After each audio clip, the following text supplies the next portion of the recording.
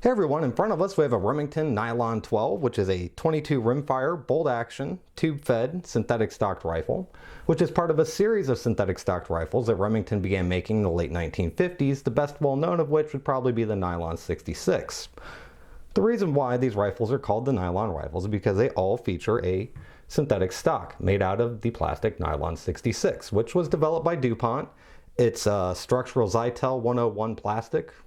I'm sure people know a lot better what that means than I do, which was developed for Remington by DuPont, which makes sense as DuPont at the time did own Remington arms.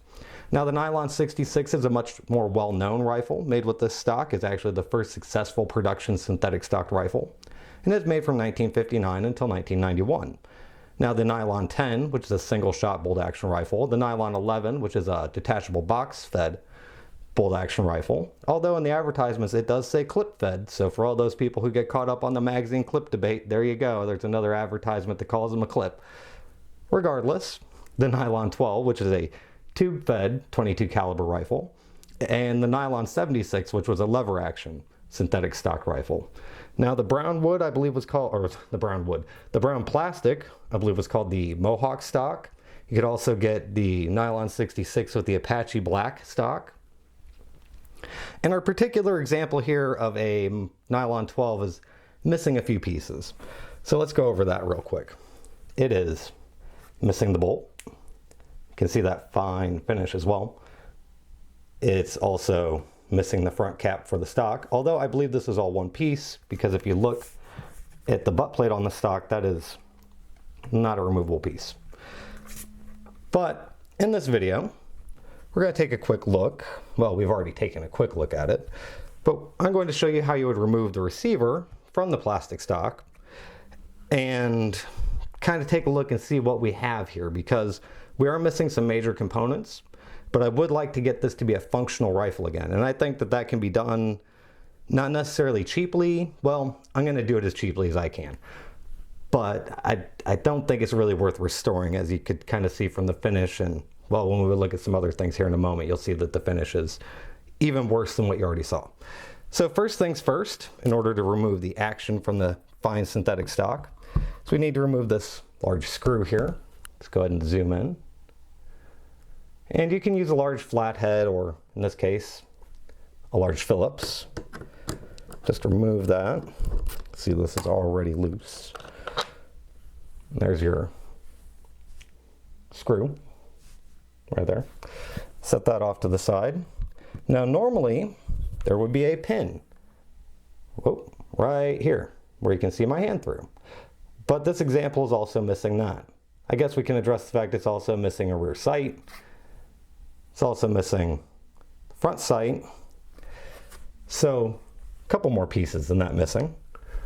Go ahead and widen out, so show you how we remove this from the stock.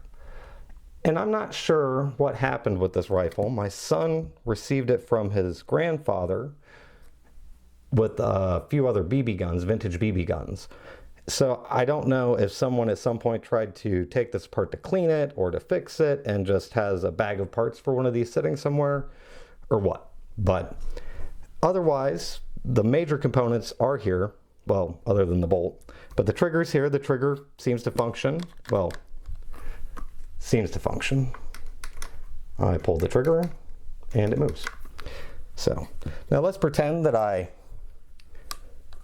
punched that out. There we go, punched it out. That was easy as could be.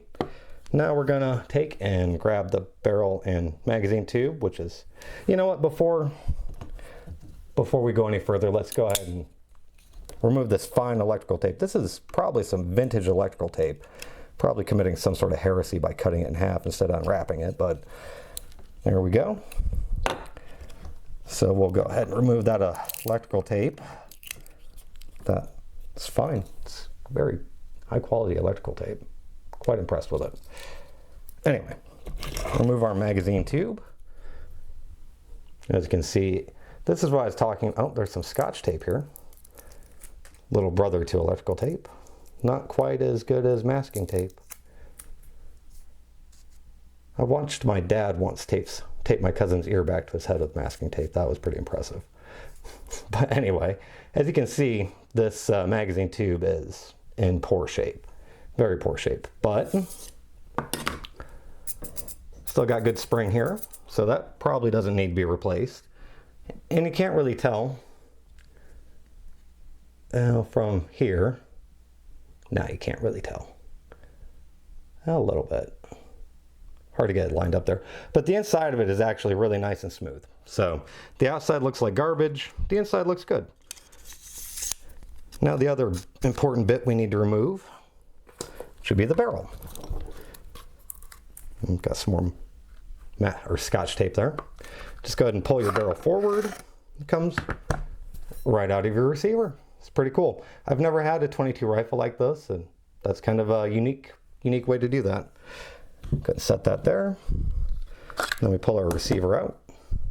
As you can see, it's a very simple receiver, one piece. It's got pins holding the internals, a couple screws here. I haven't obviously taken it apart, but it looks to be in fine functional order. Very, very dirty. So I may want to take it apart to clean it.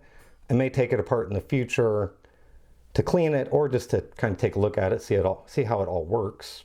See if any parts need replaced. I could see some parts definitely benefiting from a good cleaning, but that is not today. In fact, I may get the rifle in shooting order before I go to that level of cosmetic order. Oh, hey look. There's a little cockroach in there or something. That's weird. Wonderful. At least it's dead. Take a look at the inside of the stock, sans cockroach. And as you can see here, I believe that this broke. Like I said, you can see that there's a little bit of the spacer still there. There are a lot of .22 caliber rifles that use wood stocks that had a cap here that I think I might be able to make work. So we'll see. I think I may need to straighten this tube out. I don't know. It may not need straightened. I'm not 100% sure. But regardless, the hope is to turn this Remington Nylon 12, a relatively, I don't want to say obscure, but a relatively rare bolt action .22 caliber rifle that up until this one, I hadn't actually seen one in person. I'd seen Nylon 66s, like I said, those are pretty common, but the Nylon 10, 11, 12, and 76 aren't nearly as common. We'll go over in the future some parts I think that may interchange because, well, it's probably what I'm going to buy to put in this gun. But until then, thanks for watching, and I hope you had a great day.